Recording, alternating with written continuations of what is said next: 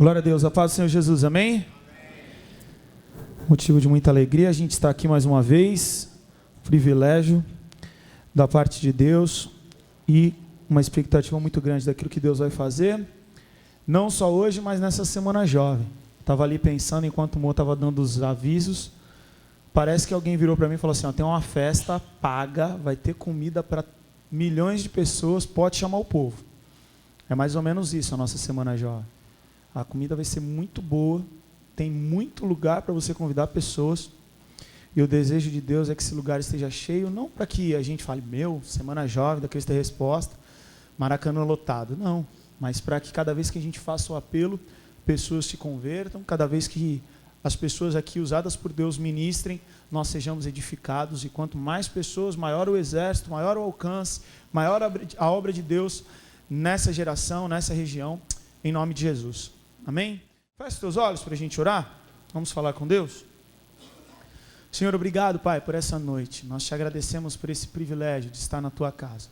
Quantas pessoas precisam do Senhor e não te conhecem ou têm escolhido não estar aqui.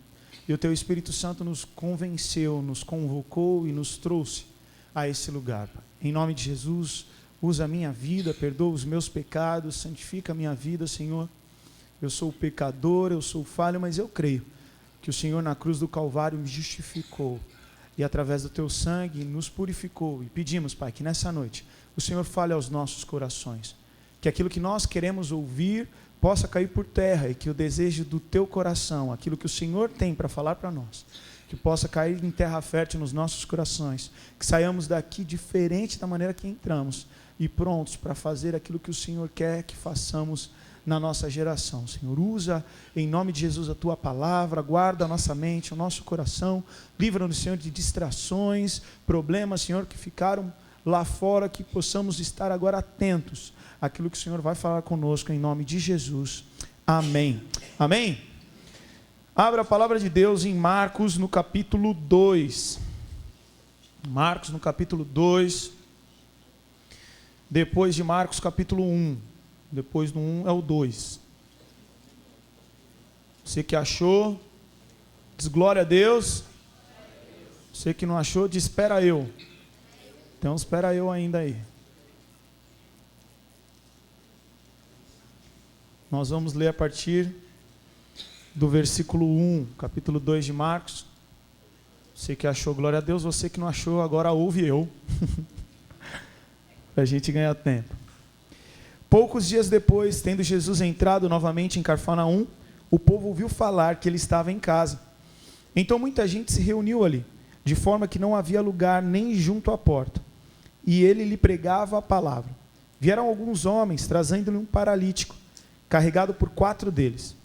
Não podendo levá-lo até Jesus por causa da multidão, removeram parte da cobertura do lugar onde Jesus estava. E pela abertura no teto, baixaram a maca em que estava deitado o paralítico. Vendo a fé que eles tinham, Jesus disse ao paralítico: Filho, os seus pecados estão perdoados. Estavam sentados ali alguns mestres da lei, raciocinando em seu íntimo: por que esse homem fala assim? Está blasfemando. Quem pode perdoar pecados, a não ser somente Deus? Jesus, percebendo logo em seu espírito que era por isso que eles estavam pensando, e lhe disse: por que vocês estão remoendo estas coisas em seu coração? Que é mais fácil dizer ao paralítico: os seus pecados estão perdoados? Ou levanta, pegue a sua maca e ande. Mas para que vocês saibam que o Filho do Homem tem na terra autoridade para perdoar o pecado, disse ao paralítico: eu digo a você, levanta, pegue a sua maca e vá para casa. Ele se levantou, pegou a maca e saiu à vista de todos, que atônitos glorificaram a Deus, dizendo: nunca vimos nada igual. Amém? A mensagem de hoje é uma pergunta: quem é você? Diante desses textos, nós encontramos aqui alguns personagens, e nós vamos tentar viajar um pouco em cima de cada personagem. Mas o tempo todo eu quero que você reflita, e o Espírito Santo de Deus vai estar falando com você. Quem você é dentro dessa passagem? Em que personagem você se identifica mais? Eu começo dando uma má notícia para você: você não é Jesus, amém? O primeiro personagem que nós vamos falar é Jesus, e você não é ele. Por mais que muitas vezes a gente ache que é, por mais que muitas vezes a gente quer chamar Jesus num cantinho para definir para ele qual é o melhor plano para as nossas vidas, muitas vezes a gente chega e fala: Jesus, vem aqui, eu acho que você está equivocado, se você fizer por esse caminho aqui, eu sei o que eu estou falando, Jesus. Eu fico imaginando Jesus ouvindo as nossas orações. Quantas vezes nós pedimos coisas que Jesus olha e fala: meu Deus, ele não sabe o que pede. A palavra de Deus fala que quando nós pedimos e não recebemos, é porque nós pedimos mal. A palavra de Deus diz que se nós pedimos peixe, o Senhor não daria pão, e não daria uma serpente. Se pedíssemos pão, Ele não daria pedra. Eu aprendo com isso, que muitas vezes você não recebe, porque você está pedindo pedra e cobra, enquanto Deus só quer te dar pão e peixe. Então a primeira coisa, existe aqui um Jesus, o Todo-Poderoso. No capítulo 1 de João diz: aquele que é a palavra tornou-se carne e viveu entre nós. Vimos a sua glória, glória como unigênito, vindo do Pai, cheio de graça e de verdade. Nós vemos nessa passagem um Jesus que pregava, um Jesus que ensinava. Essa mesma passagem, ela é descrita também em Lucas e também em Mateus. E se você for ler em Lucas, no capítulo 5, versículo 17, diz: e o poder do Senhor estava com ele para curar doentes. O nosso Jesus é um Jesus que tem todo o poder. Em Efésios, no capítulo 3, versículo 20, diz: aquele que é capaz de fazer infinitamente mais do que pedimos ou pensamos, de acordo com o seu poder que atua em nós. E o mais lindo é que Jesus, sendo esse todo-poderoso, Ele, o Criador dos céus e da terra, se fazendo homem para habitar entre nós, morrer, ressuscitar, está vivo, para nos dar uma vida em abundância, para nos dar a salvação eterna. Esse mesmo Jesus está à disposição da minha e da sua vida. O texto diz que Ele estava em casa. Ele não estava num alto monte que a galera tinha que escalar para chegar até Ele. Ele não estava num lugar onde tinha que pagar uma entrada milionária para você falar com Ele. E é muito louco porque o ser humano, ele tem uma tendência a valorizar aquilo que é difícil. Se você pegar o Antigo Testamento, as pessoas, para ter acesso a Deus era muito complicado. Se você pegar algumas coisas que existem mundo afora, simpatia, uma coisa que você tem que dar cambalhota, né, pôr vela, matar um galo girando para o lado esquerdo, aí você tem que tatuar na asa do galo, e aí você dorme com ele 3 dias, para depois, aí o cara faz, aí você vira e fala: não, fecha teu olho, dobra o teu joelho, ora em nome de Jesus que ele está te escutando. O cara fica: ah, é? É, uma oração faz a gente falar com esse Jesus todo-poderoso. Eu sempre falo, quando eu estou ministrando louvor, talvez se Jesus entrasse por aquela porta, você cantaria melhor, você saltaria nas músicas agitadas, você gritaria louvores e adoraria ao Senhor. Mas o que eu tenho para falar para você é que Ele está aqui, e que você pode adorá-lo, que você pode exaltá-lo, que você pode se alegrar, porque Ele está aqui nesse lugar, em nome de Jesus. Então esse Jesus, Ele está à nossa disposição, e você não é Ele. Ele é o personagem principal, Ele é o início e o fim, Ele é o que Ele é, Jesus Cristo. Por Ele nós estamos aqui, por causa dEle nós estamos aqui, e só por causa dEle nós temos acesso ao Deus Todo-Poderoso. Mas você não é esse Jesus, e eu quero começar agora a falar dos outros personagens. Vou falar aqui agora da multidão, essa junção de personagens que faz o papel de coadjuvante. A multidão nada mais é do que a galera que estava perto de Jesus, sem uma interação relevante. De repente fazia parte da multidão um médico, melhor médico daquela região, mas naquele episódio, ele era multidão.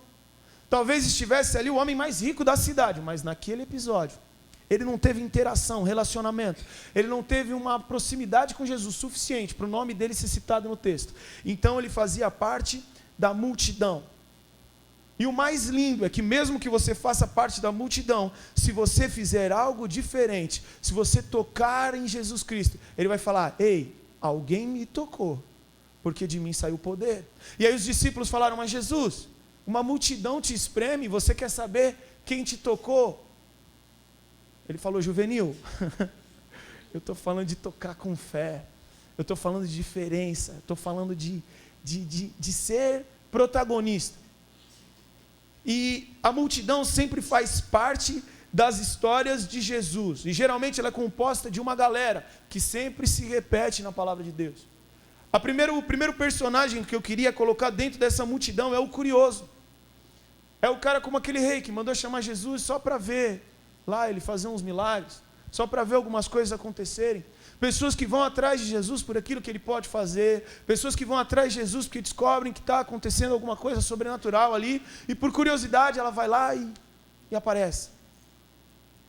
Muitas pessoas estavam ao redor simplesmente por curiosidade, e nos dias de hoje, muitas pessoas transformam um culto como esse em um entretenimento. Onde você vai sábado à noite? Me avisaram que sábado estou no culto. Mas você vai fazer no culto? Eu vou arrumadão e eu estou ansioso para a saída depois do culto. Depois a gente sai para comer um negócio, com a galera na resenha. Mas e o culto, irmão? Não, depois do culto. Ou seja, o culto, Jesus está aqui se manifestando, e isso simplesmente, o cara está aqui por curiosidade. Porque depois ele tem algo para fazer. Porque o entretenimento, ele não tem nada, ele vai ficar em casa. Então, lá tem ar-condicionado, então pelo menos eu vou ficar num ambiente agradável. E essa galera faz parte da multidão. Outro personagem que tem é o religioso.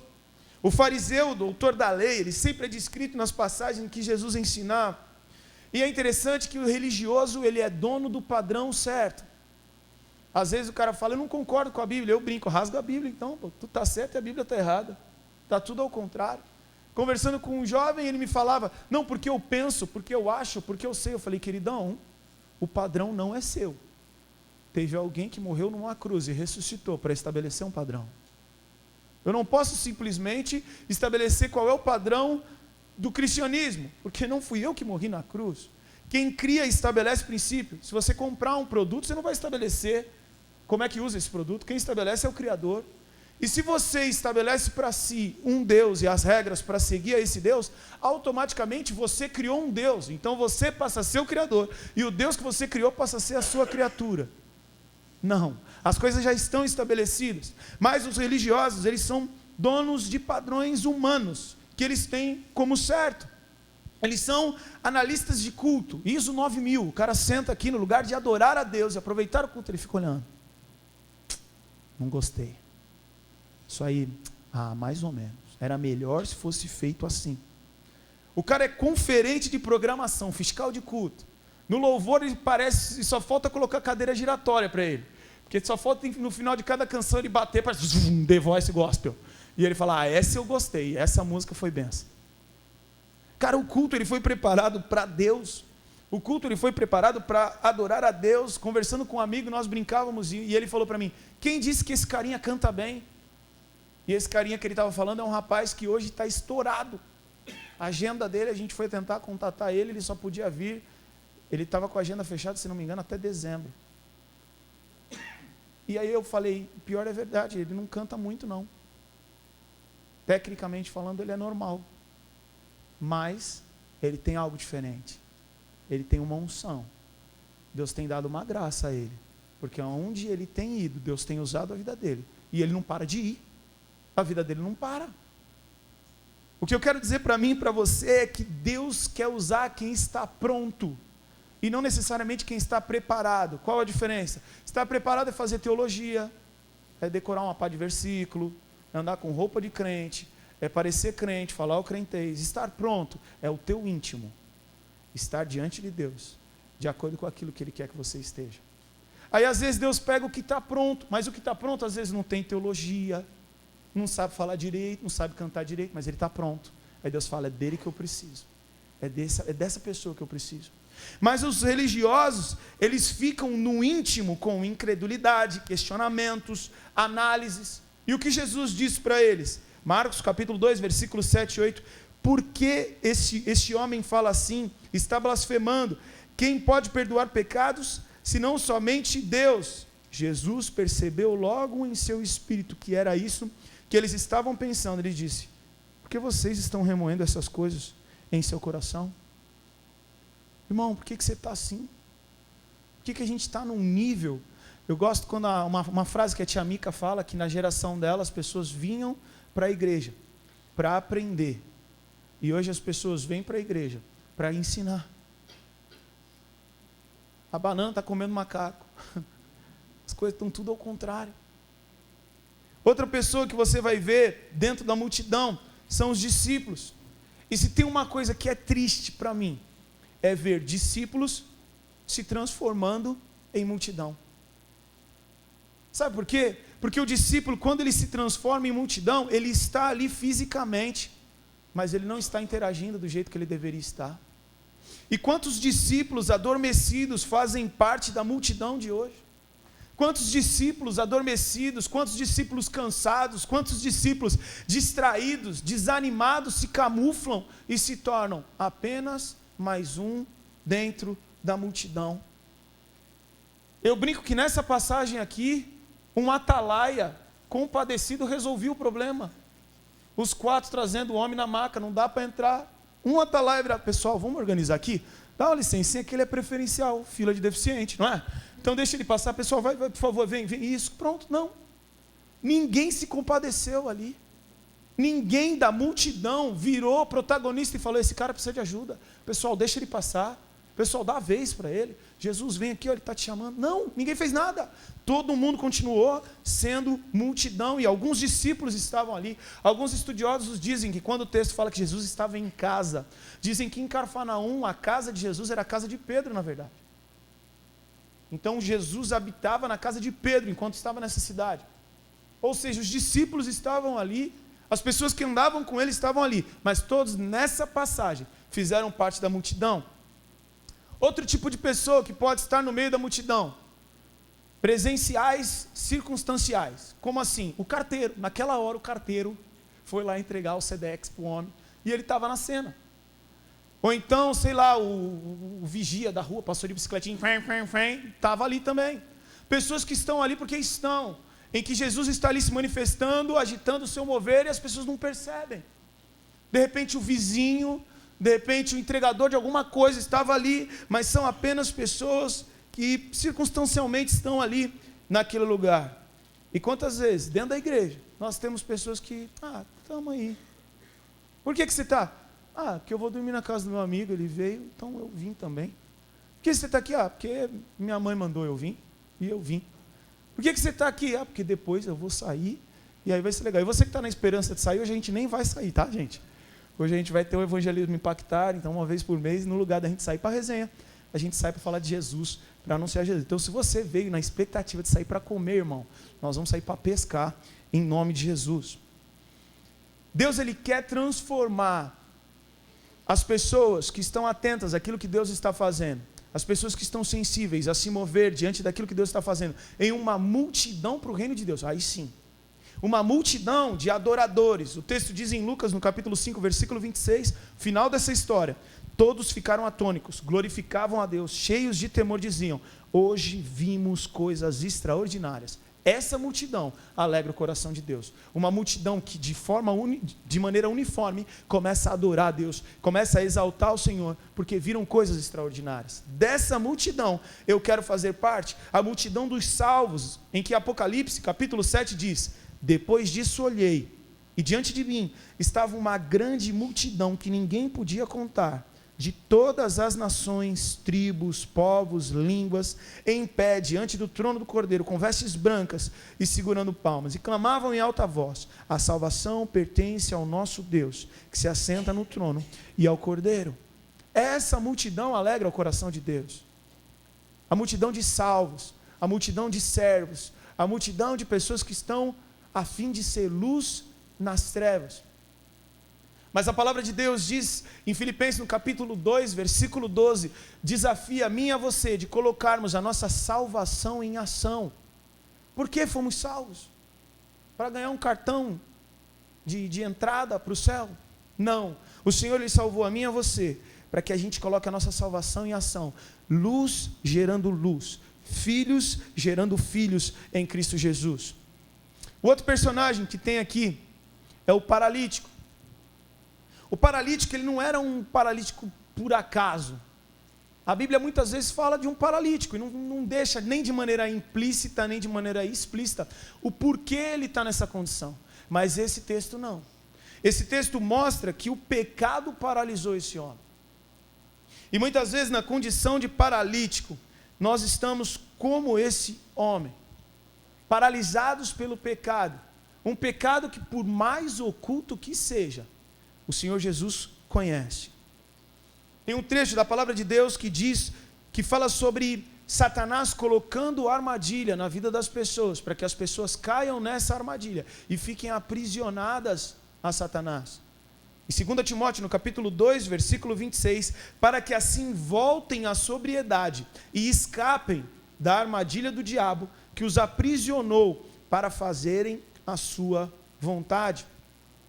O desejo de Deus é que esses paralíticos voltem à sobriedade, que esses paralíticos voltem a fazer a vontade de Deus, porque Satanás conseguiu, de alguma maneira, fazer com que eles caíssem na armadilha.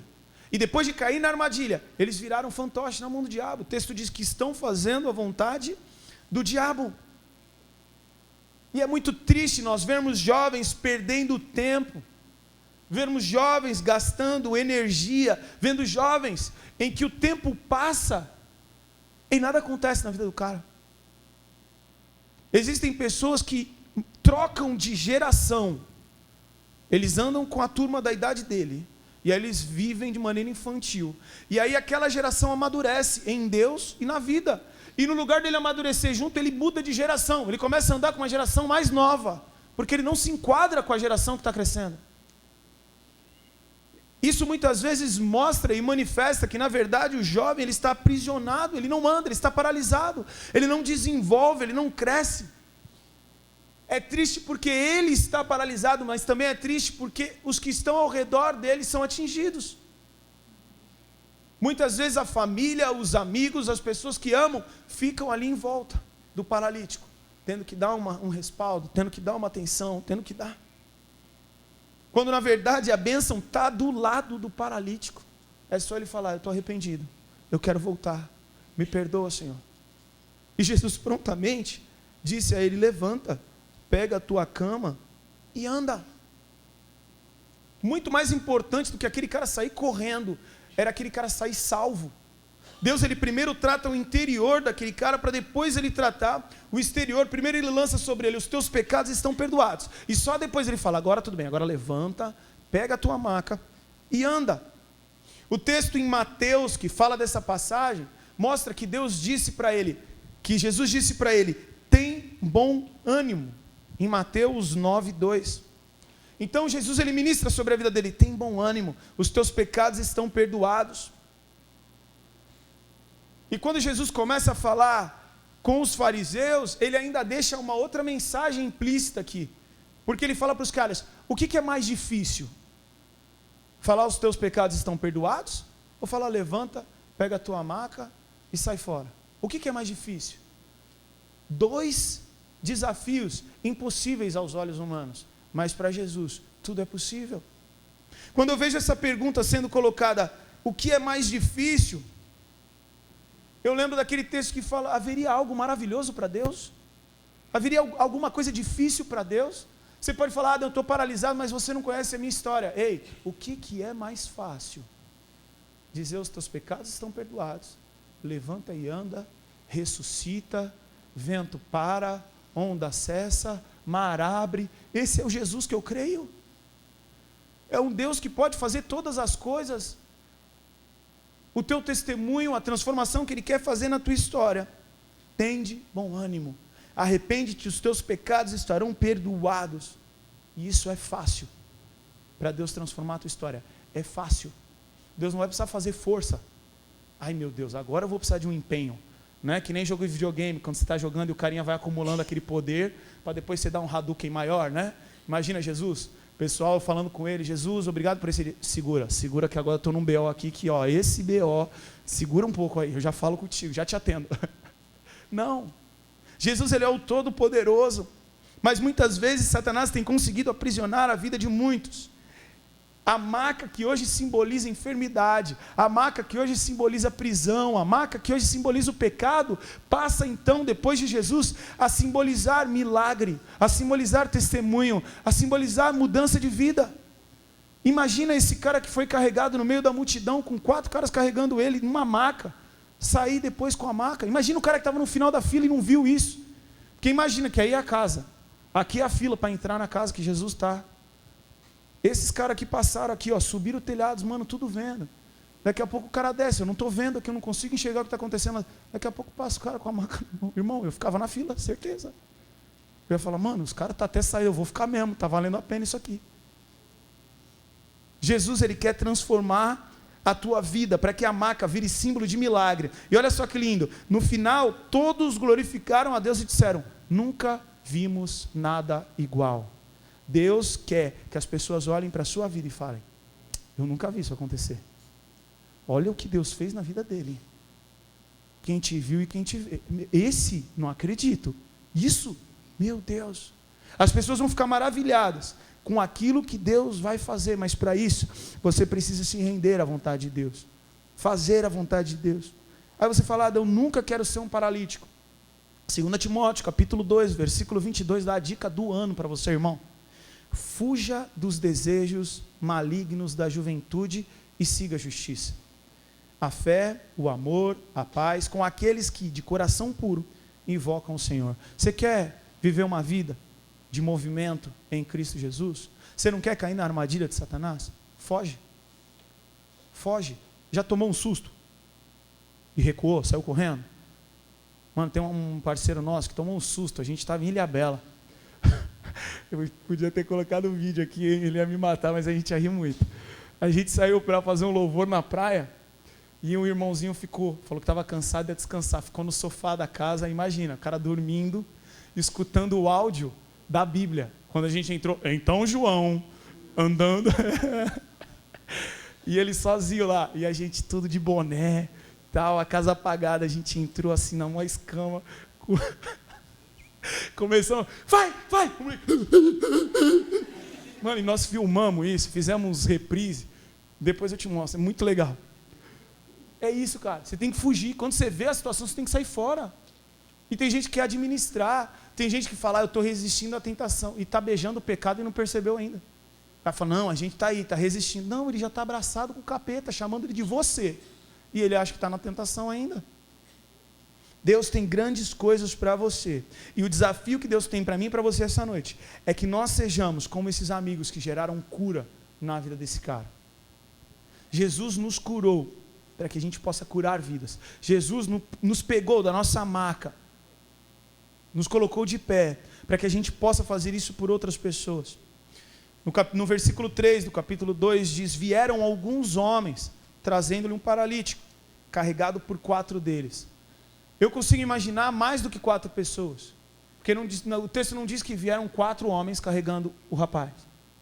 Dizem, vieram alguns homens, e desses homens, 4 estavam carregando o rapaz. Então imagina uma turma boa ali com eles. Tipo, não, hoje nós vamos dar um jeito no fulano. Pega lá, pega ele lá. E a galera foi junto, só que 4 pegaram ele e a galera estava junto, com o mesmo propósito de buscar Jesus.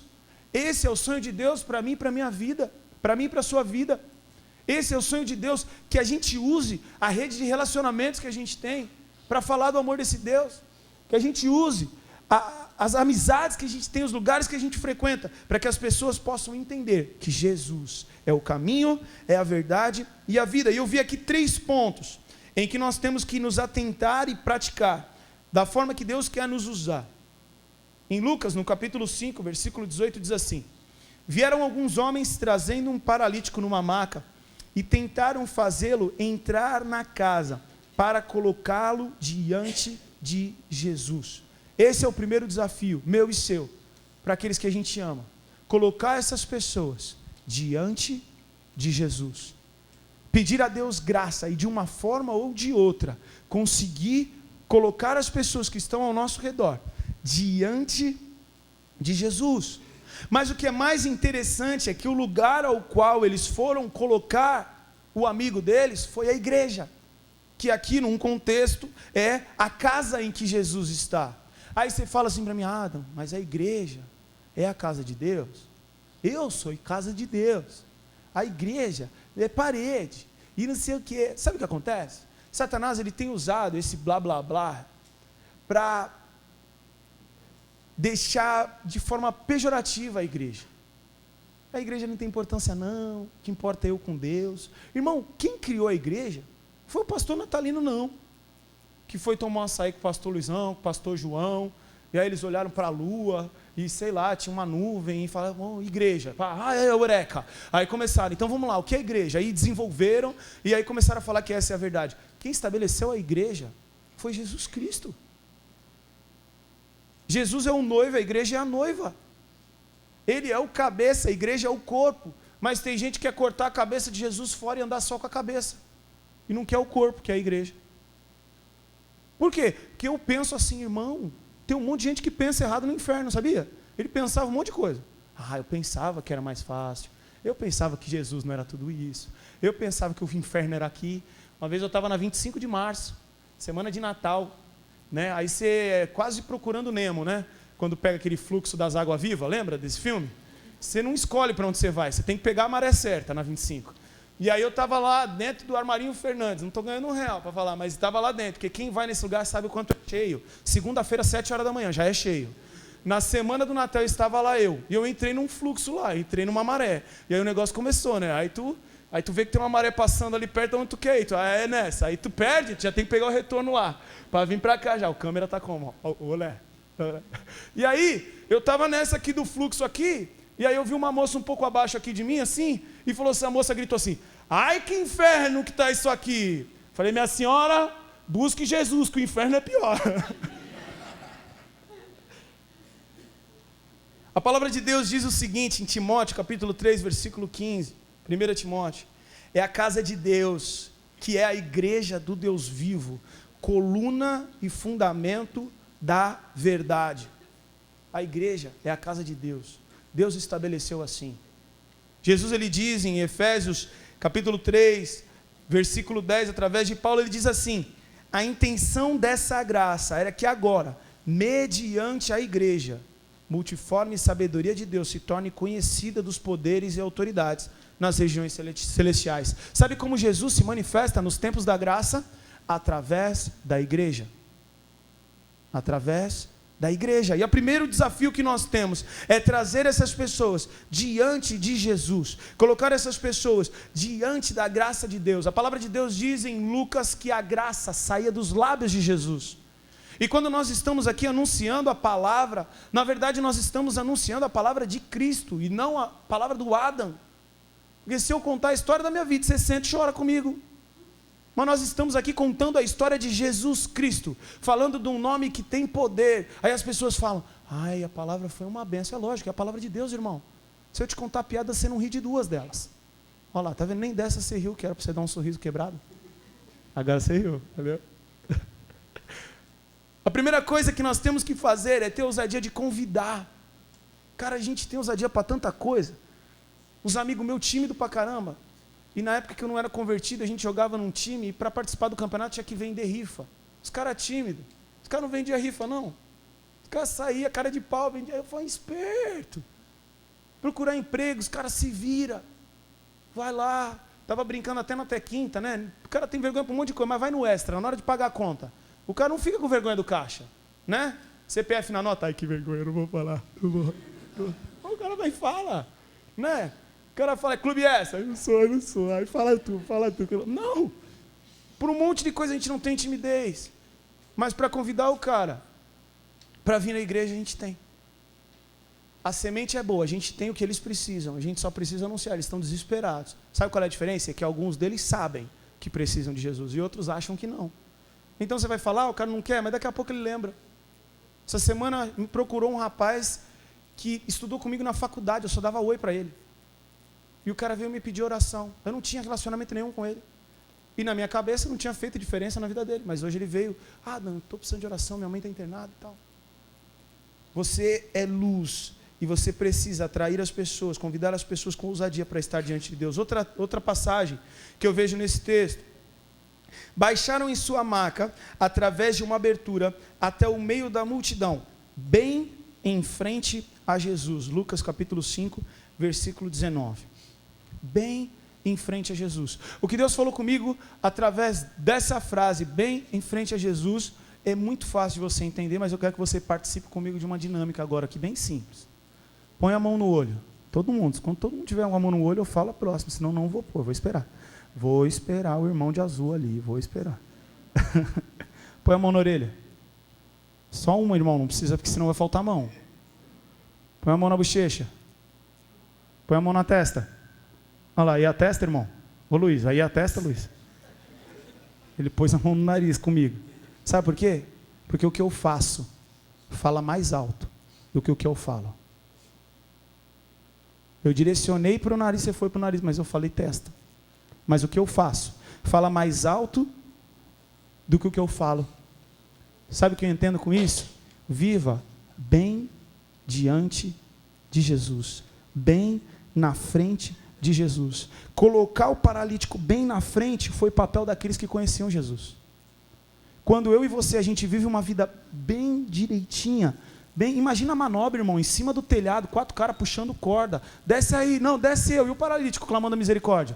Irmão, na maca, para sair do campo, os caras já ficam com medo, porque os carinha na hora de levantar lá, levanta errado, deixa cair, escorrega, cai. Imagina descer do telhado, irmão, com a cordinha, os 4 sincronizados, baixando aqui, ó, para ficar bem na frente de Jesus. Os 4 precisavam andar em retidão, precisavam tomar as atitudes corretas, precisaram fazer as coisas bem certinhas, e as outras pessoas, e aquele paralítico pôde parar bem na frente de Jesus. As pessoas não leem a palavra, mas leem a tua vida.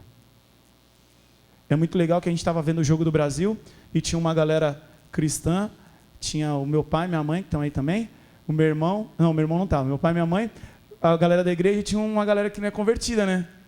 Aí o jogo vai esquentando, e os palavreados vão esquentando também, né? Aí, lazarento é tipo, bom dia, né, para os caras. Aí começou a falar o palavrão. E é muito engraçado, por quê? O cara falava o palavrão e foi mal. Foi no começo, depois eles largaram para as cobras. Mas no começo eles falavam e foi mal. E é muito legal. Por quê? Porque eles percebiam que estava errado. Então, olha só, a presença naquele lugar já era o suficiente para corrigir. Eu não precisei falar, o palavrão. Ele, quando falava, ele mesmo... Ai, foi mal, falei o palavrão, desculpa. Uma moça lá também, na hora do almoço, perdão. O que eu quero dizer? A tua presença vai pregar Jesus. Aí você fala, mas eu tenho um parente que não vem na igreja. Mas você não vai nele? Aí nessa hora, você é a igreja. Quando a gente fala que eu sou a igreja, não é para você ter desculpa para viver desigrejado. Quando a gente fala que você é a igreja, é para você entender a responsabilidade que você tem. Quando você está fora da igreja, representar o corpo de Cristo onde quer que você vá. E não você falar, essa igreja não precisa ir lá não. Não, você precisa vir. Mas quando você está sozinho, você representa, não a Cristo é resposta, não o pastor Natalino, Jesus Cristo. As pessoas esperam de você uma conduta diferente. Se você viver assim, bem na frente de Jesus, as pessoas vão ver Jesus na sua vida. O mundo aguarda isso de você. Eu estava esses dias no trânsito, parei no sinal vermelho, e do meu lado parou um cara que estudou comigo no ensino médio. Quando eu estudei no ensino médio, eu não era cristão. Esse cara parou, ele estava com um som alto no carro, ele abaixou o volume para ouvir o que eu estava ouvindo. Aí ele falou, tá escutando louvor, hein? O cara, ele ia me dar dura. Se eu estivesse escutando um funk pesadão, ele ia me dar dura. Por quê? Porque o que ele está esperando? Ele está esperando que quando ele abaixar, ele tem que ouvir alguma coisa de Jesus.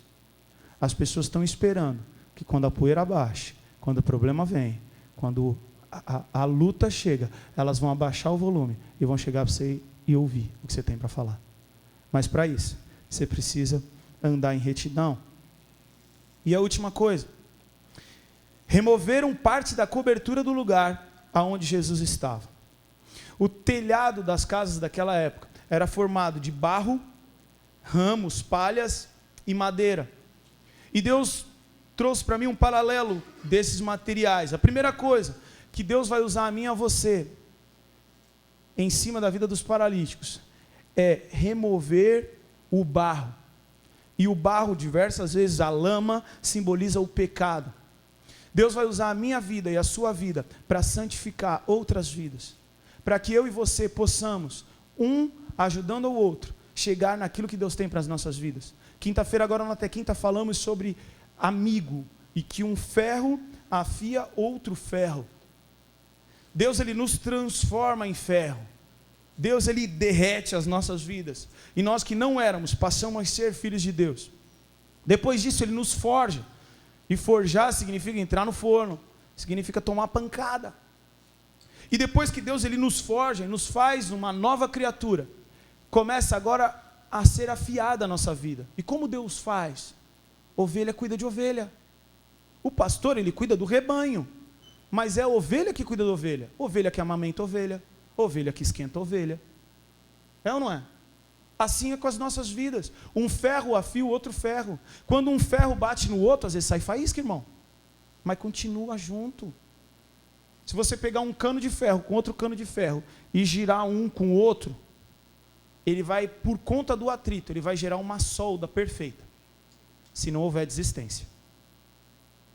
O atrito de ferro com ferro gera unidade, se não houver desistência. Deus, Ele quer que você e eu vivamos irmãos com irmãos, um afiando o outro.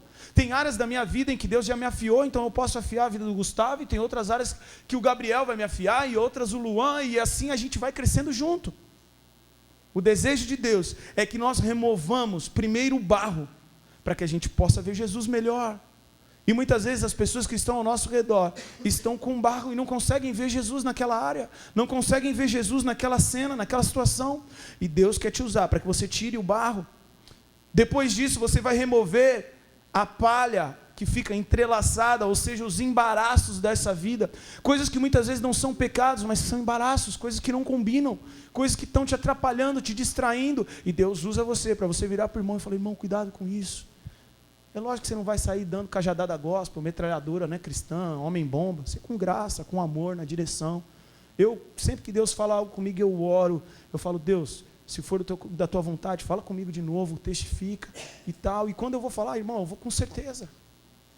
Deus, Ele quer usar a tua vida para que você tire as madeiras. Foi necessário tirar o barro, tirar a palha e tirar a madeira. A madeira era o que sustentava aquele telhado, o que sustentava aquilo que impedia de chegar até Jesus. E Jesus, Ele quer usar a tua vida para que alguns alicerces, algumas coisas que têm sustentado, coisas que encobrem Jesus na vida das pessoas, Deus vai te dar graça para você conseguir ministrar. Ora você vai ministrar com a palavra, ora você vai ministrar com a sua vida, ora você vai ministrar com oração, ora você vai ministrar com amor, ora Deus vai te dar um paralelo e você vai usar uma história comum para falar daquele assunto. Mas Deus quer usar a sua vida para que você possa fazer com que as pessoas de maneira clara possam ver Jesus e chegar bem na frente dele.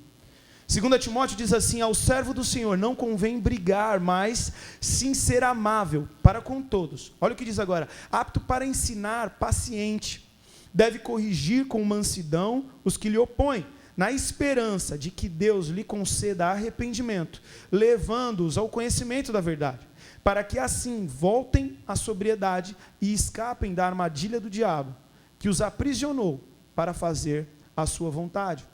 Jesus, Ele quer te usar para que aquelas pessoas que caíram na armadilha e estão presas possam ter os seus olhos espirituais abertos. Como? Através da pregação, através da mansidão, através da direção que Deus vai te dar. Você vai anunciar uma palavra que não é sua, mas é a palavra de Deus, a palavra que é a verdade. E quando eu conheço a verdade liberta. Mas eu e você temos que sair daqui entendendo que Jesus usa pessoas, que Jesus nos salvou para que salvemos, que Jesus é a luz para que eu e você possa ser luz. John Wesley falou: uma só missão na terra, salvar vidas. Irmão, a gente precisa acordar querendo salvar vidas. A gente precisa ir trabalhar, a gente precisa nos mover, aonde quer que você esteja, atento, porque Deus quer te usar para que você salve um paralítico. Você precisa anunciar aquilo que Jesus anunciou para o paralítico. Cara, tem bom ânimo, eu conheço um Deus que pode transformar. Olha, Ele perdoa, a graça dEle perdoa os pecados. Olha, não existe difícil. O que é mais difícil? Fazer isso, abrir o mar. Deus fez lá, Jesus continua podendo. Deus, Ele quer usar a minha e a sua vida. Quem nós somos nessa passagem? A multidão está lá. Está vindo, está perto de Jesus, mas não tem feito nada relevante. Nós somos os fariseus, chegamos num nível de espiritualidade que a gente fica analisando, vendo o que é bom, escolhendo culto, escolhendo programação?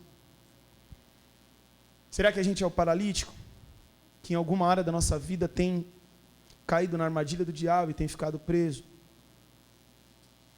Ou será que nós somos como esses amigos? E esse é o desafio que Jesus tem para a gente. A gente tem, galera, uma semana jovem agora. Uma programação de congresso. Grandes congressos do Brasil têm chamado os nomes que estão aqui. Só que nós temos algo ainda melhor, porque todos os nomes que estão aqui, geralmente, quando vem na região, cobra-se a entrada.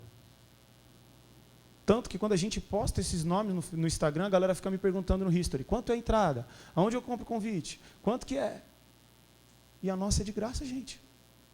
A gente precisa anunciar isso para as pessoas, para que haja uma pesca maravilhosa nesse lugar, para que os jovens dessa região sejam abalados pela palavra de Deus.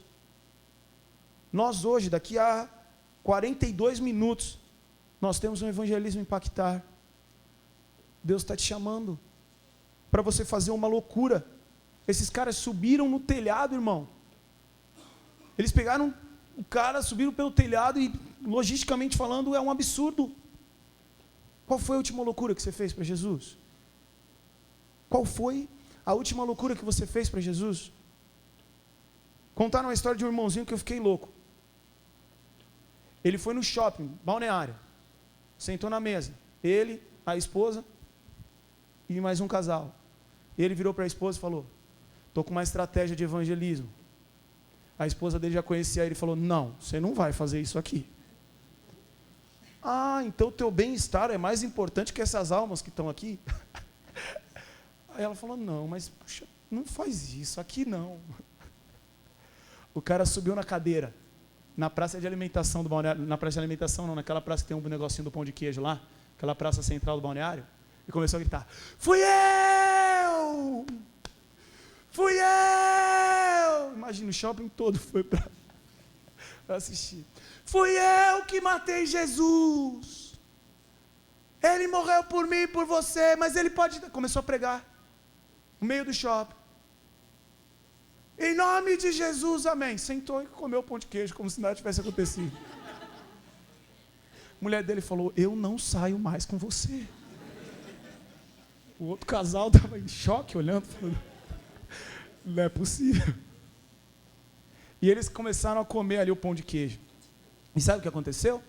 Do nada apareceu uma japinha, baixinha, virou para o cara e falou, senhor, desculpe interromper, eu estou com aquele grupo de japoneses, e quando você começou a gritar, eles pediram para eu traduzir o que você estava gritando.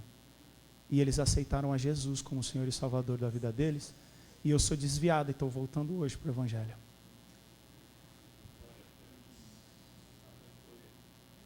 Irmão, o que você tem feito por Jesus? Tem gente que vai falar esse ano do candidato que nem um louco. E às vezes nem acredita no candidato, mas ganhou R$20 para panfletar. E aí fala. O que você tem feito por Jesus? Se eu falar aqui que o Palmeiras não tem mundial, irmão, os caras ficam bravos. Porque está falando Palmeiras. Ó, a Gisele já franziu a testa ali para mim. Mas Jesus pode, irmã. Eu profetizo que um dia, antes que Jesus volte, meu São Paulo não está bem também, né? Vamos estar orando por isso. A gente só não ora pelo Corinthians. É teológica, né? Aqui é uma questão teológica só. Mas enfim, olha lá, os corintianos já estão bravos, já querem me pegar no final. Vai falar, vai, o que é? Pá, e tal. O que você tem feito por Jesus?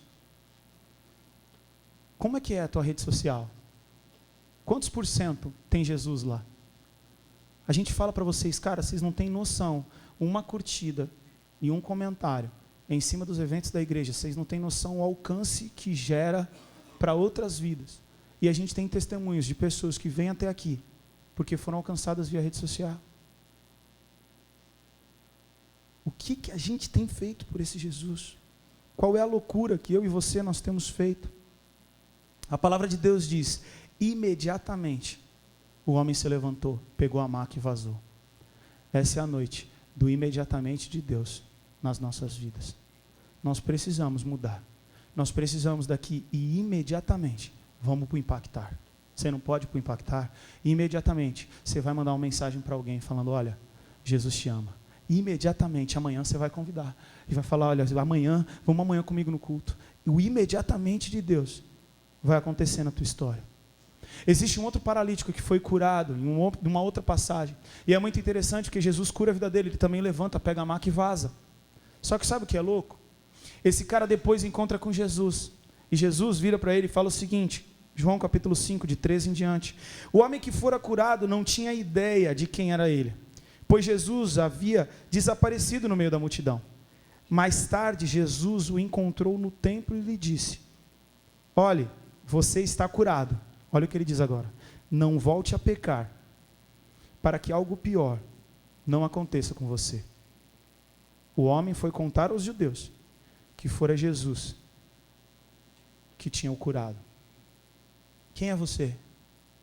Esse cara aqui, ele também, pelo jeito, estava paralítico por conta de pecados. Jesus o curou, mas depois Jesus falou, faz coisa pior não. Eu não sei como é que está a sua vida, cara. Mas independente de como está, Deus falou com você e Deus falou comigo. E nós vamos sair daqui mais loucos por Jesus. Mais doideira por Jesus. E Deus vai usar a sua vida com ousadia, com autoridade. Onde você está? Mas eu sou dono de casa. Se você falar de Jesus para os caras que entregam a pizza, você já fala aí com uns 2 caras por semana. Com o porteiro do prédio. Deus vai usar a sua vida. Você precisa de ousadia. Mas a gente tem vergonha de falar de Jesus, não tem vergonha de um monte de coisa. Que a gente possa sair daqui com essa motivação. Deus quer que sejamos transformados em agente de milagres. Fecha os teus olhos.